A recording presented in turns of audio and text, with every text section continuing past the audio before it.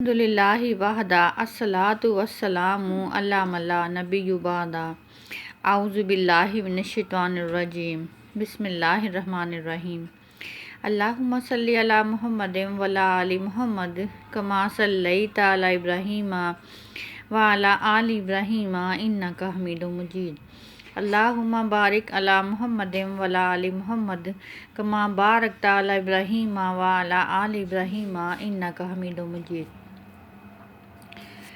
ہم آج سورۃ المومنون کے موضوع پہ بات کریں گے۔ سورۃ المومنون کے مضامین کو جانیں گے، نیز اس کے پڑھنے کے فوائد سے واقفیت حاصل کریں گے۔ سورۃ المومنون مکی سورت ہے، اس میں 118 آیتیں اور 6 رکوع ہیں۔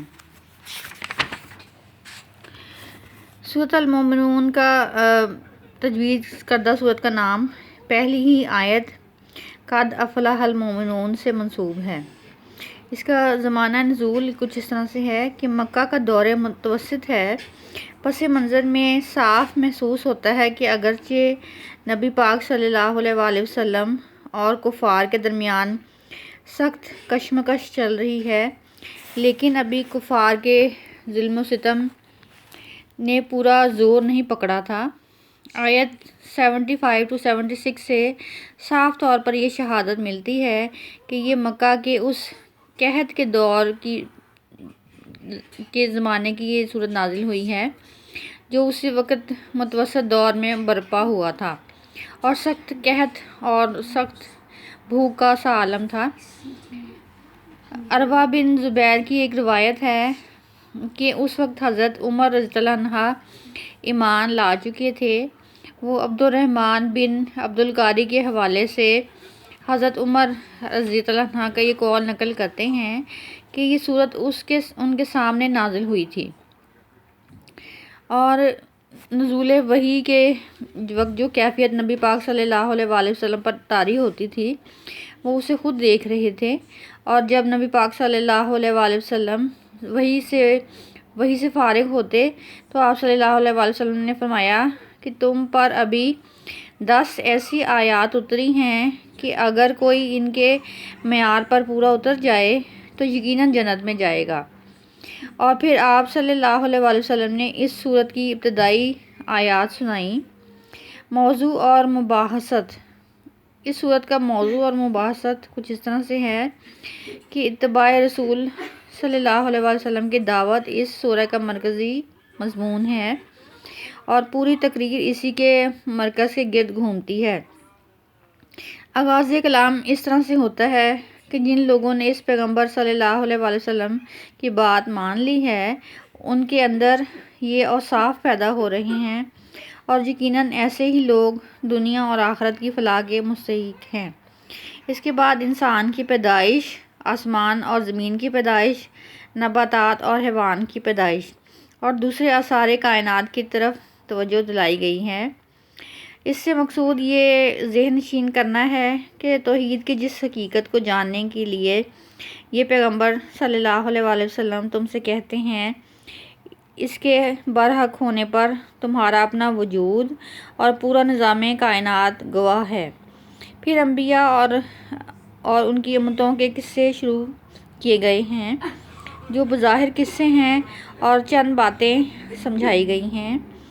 آج تم جو صلی اللہ علیہ وآلہ وسلم کی نبوت پر شبہات ظاہر کر رہے ہو وہ اس لیے ہیں کہ جو اشیاء دنیا میں آئی ہیں وہ ان سب پر ان کے زمانے کے حساب سے آئی تھیں جن پر تم نے اعتراضات کیے ہیں۔ دیکھ لو کہ اعتراضات کرنے والے حق پر تھے یا انبیاء حق پر تھے۔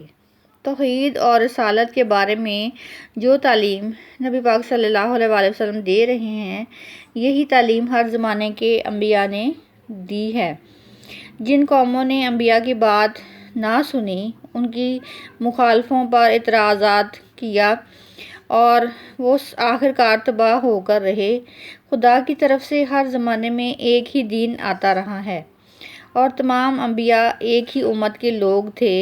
دین واحد کے سوا جو مختلف مذاہب تم دنیا میں دیکھ رہے ہو یہ لوگوں کے اپنے تنازعات ہیں۔ ان میں سے کوئی بھی مجانب اللہ نہیں ہے۔ اور ان قصوں کے بعد بتایا گیا ہے کہ دنیاوی خوشحالی، مال، اولاد، حشر و عدم، قوت و اقتدار یہ وہ چیزیں نہیں ہیں جو کسی گروہ اور فرد کے راہ راست پر ہونے کی نفیس علامت ہوں اور اس بات کی دلیل قرار دی جا سکے کہ خدا تعالیٰ اس کے قریب ہے اور اس کا رویہ خدا کو محبوب ہے۔ اسی طرح سے کسی کا غریب اور خستہ حال ہونا بھی اس بات کا ثبوت نہیں ہے کہ خدا اس سے اور اس کے روح سے ناراض ہے، بلکہ اصل چیز جو خدا تعالیٰ کے ہاں محبوب یا گناہ گار ہونے کی مدار رکھتی ہے وہ اس کا ایمان ہے، اس کی خدا ترسی ہے اور اس کی راست بازی ہے۔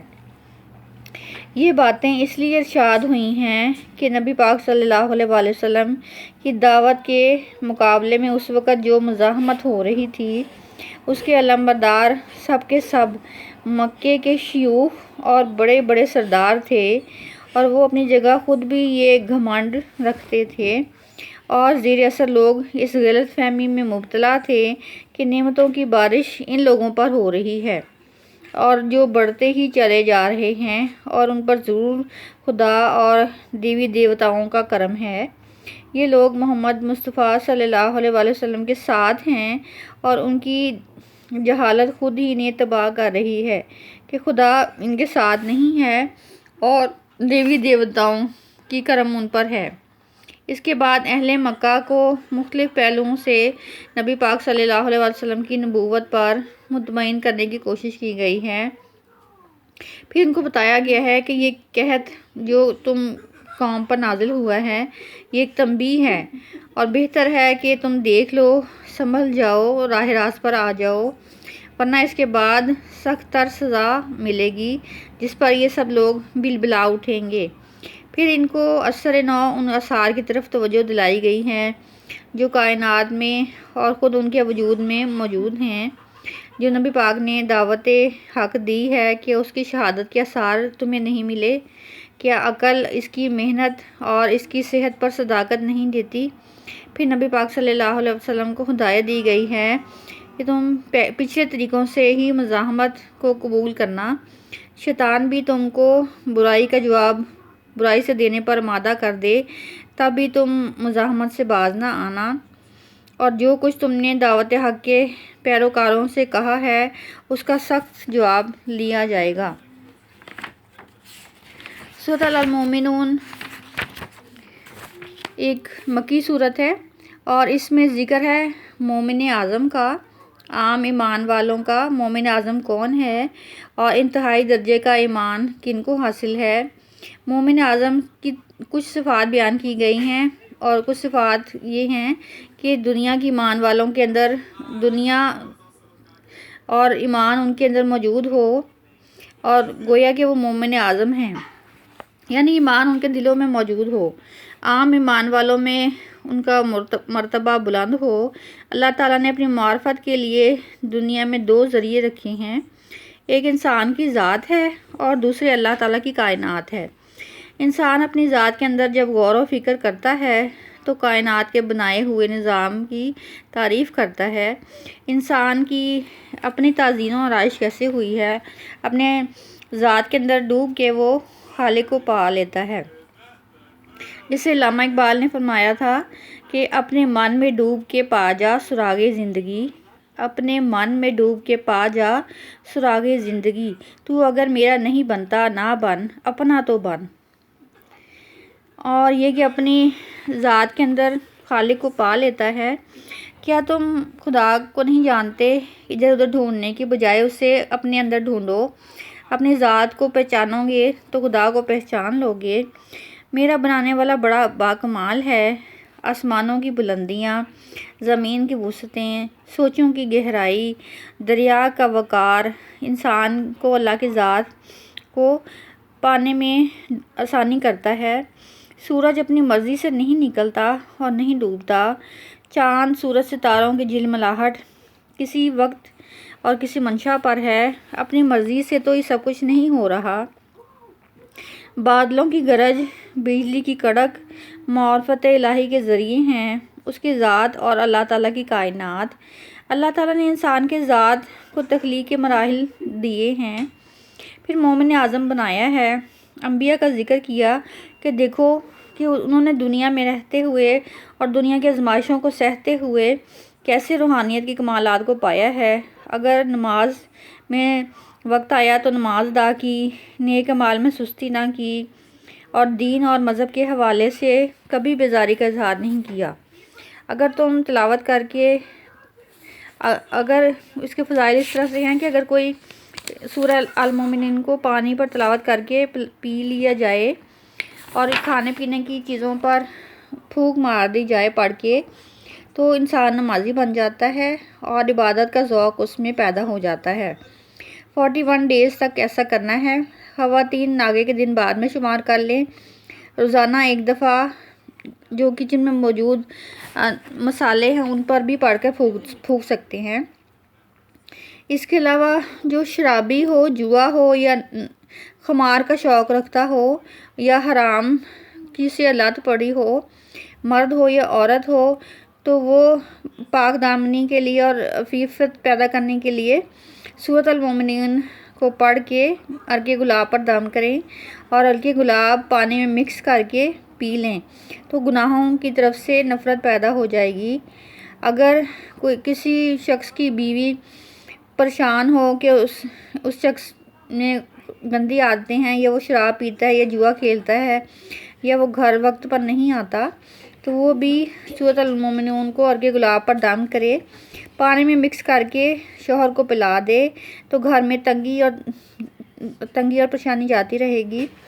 روزانہ ایک دفعہ پانی پر دم کر کے گھر کی دیواروں پر چھڑک دے، 7 دن کی نیت سے کرے، گھر میں خوشی آ جائے گی اور آپس میں اتفاق پیدا ہو جائے گا انشاءاللہ۔ اور خوابوں کی تعبیر اس طرح سے ہے کہ اگر اللہ تعالیٰ کسی کو خواب میں دکھائیں گے یہ پڑھا ہے تو ایمان والے کامیاب ہو جائیں گے اور ایمان والوں کے اوصاف اللہ تعالیٰ اس کے دل میں پیدا فرما دیں گے۔ وآخر دعوانا ان الحمدللہ رب العالمین۔